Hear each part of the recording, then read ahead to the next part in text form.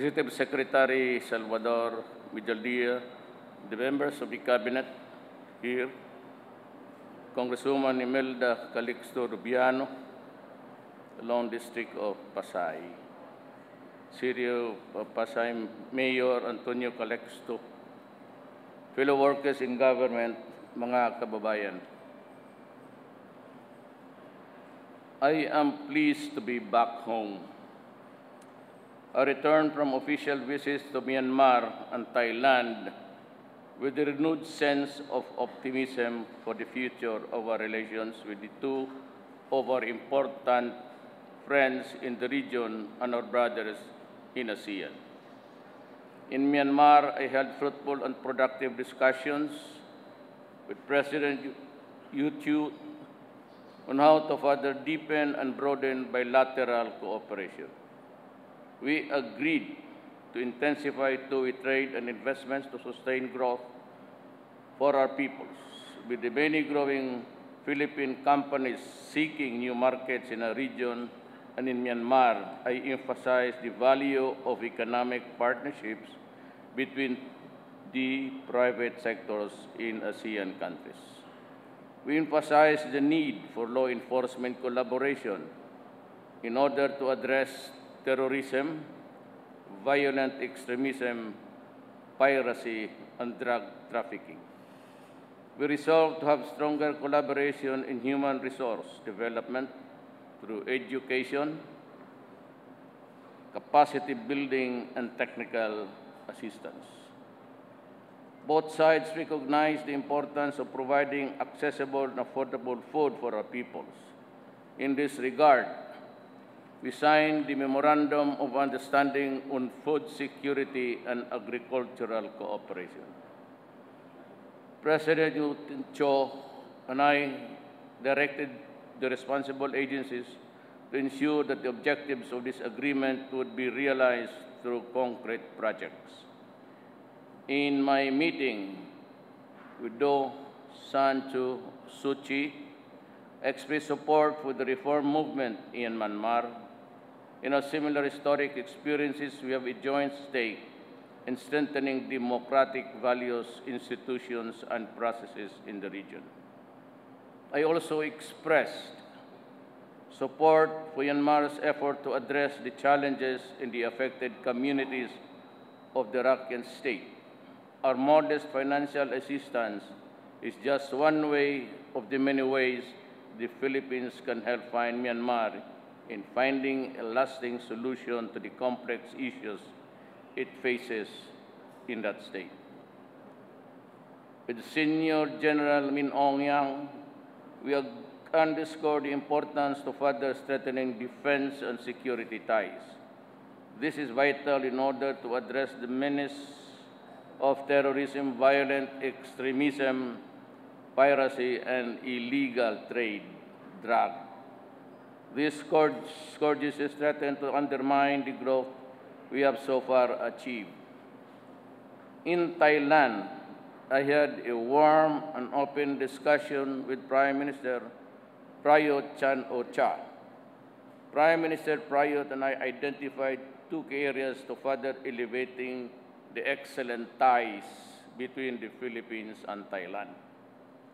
Among many areas, we agreed to expand cooperation to address security, which is really the common concern of everybody in this region.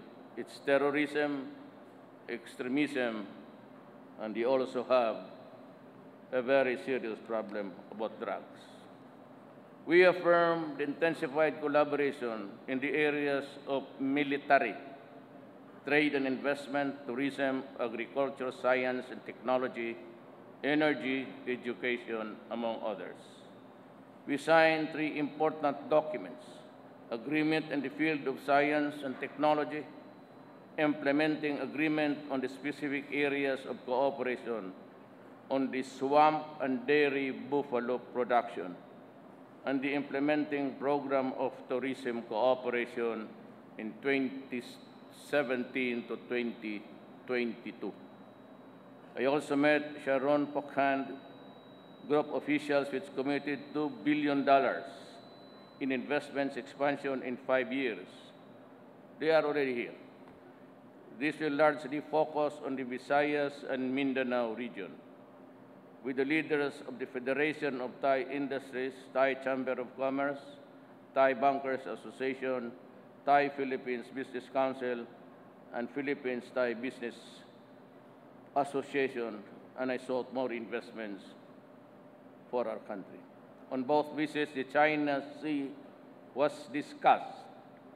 We stressed the need to maintain peace and stability in the region. We underscored respect for freedom of navigation and overflight rights in the interest of all countries and outside the region. We emphasized the need for the full effective implementation of the Declaration of the Conduct of Parties in the South China Sea and expressed determination to complete the framework of the Code of Conduct in 2017. On a final note, as you are aware, the Philippines is the chair of ASEAN this year. Both visits were important for me to get to know my counterparts and to discuss them the issues concerning our region and of our hosting in the 30th ASEAN this year. In both visits, I sought and received the support of Myanmar and Thailand for the Philippines ASEAN chairmanship.